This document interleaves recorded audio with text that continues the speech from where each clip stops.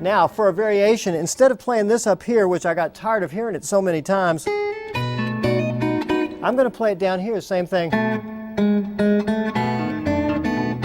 So I'm making a B7th down here. It's the same exact notes, but it's an octave lower. It sounds different. So, and if I want, I can play this chord, which is actually an A chord, but it doesn't look like one. It's an A7th, weird-looking A7th. Sounds good.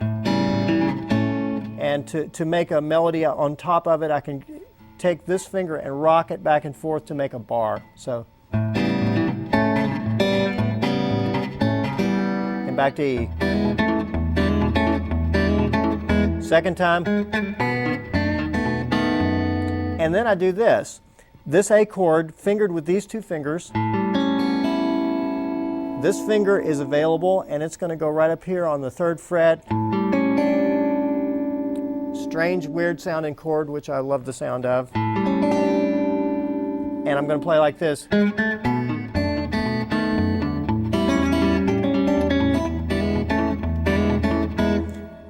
What I'm doing here, by the way, is this is a little bit of a Jerry Reed right hand technique. So if you pay attention to the right hand for a minute,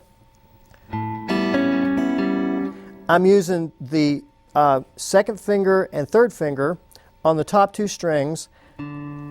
On the bass string and on the 4th string, I'm using my thumb, and then on the 3rd string, I'm using my 1st finger. And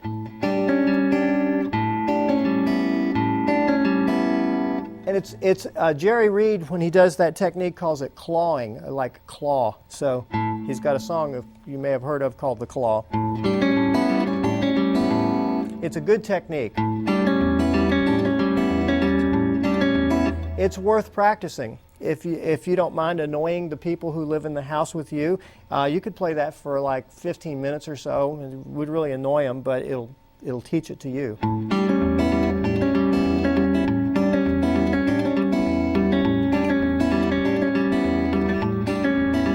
And by the way, these techniques, I would hate to think that you have to learn anything on the guitar and only use it one time in one song, one place. It's much nicer if you can think, ooh, I can use that in XYZ arrangement of whatever song. It's a technique that you can use over and over again. So this is definitely one of those. And not just in this chord and in this key either. It's a right-hand technique.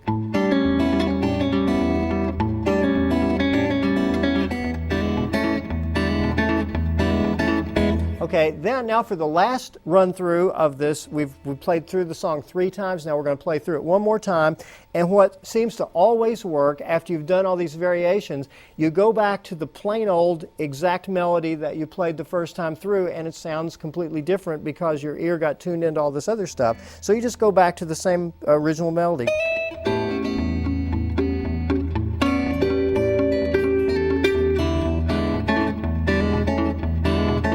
And so on, ending with.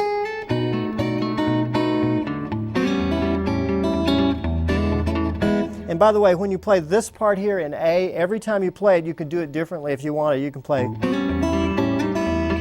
R,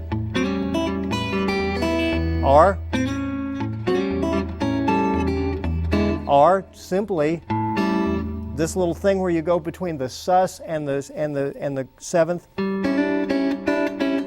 Like that.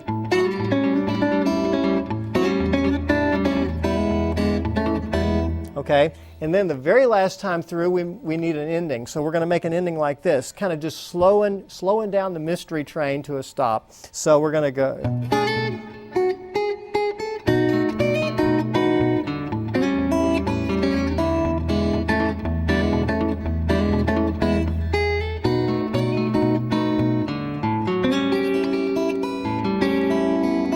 And I'm just going to play a little blues ending on it.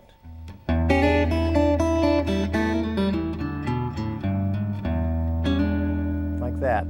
Now, I just made that up. It's different than Chet's ending. I don't even remember what ending it was, but it was different because it was an arrangement with a band and with Jerry Reed, and there was all this stuff happening. So I kind of like this ending, and I think it works for it. So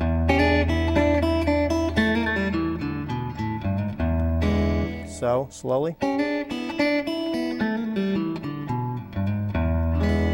and you can change it any way that you want it, make it yours, do your own thing with it, but that's what's happening. Now what we're going to do is split the screen and slow it down and play through the whole arrangement of Mystery Train.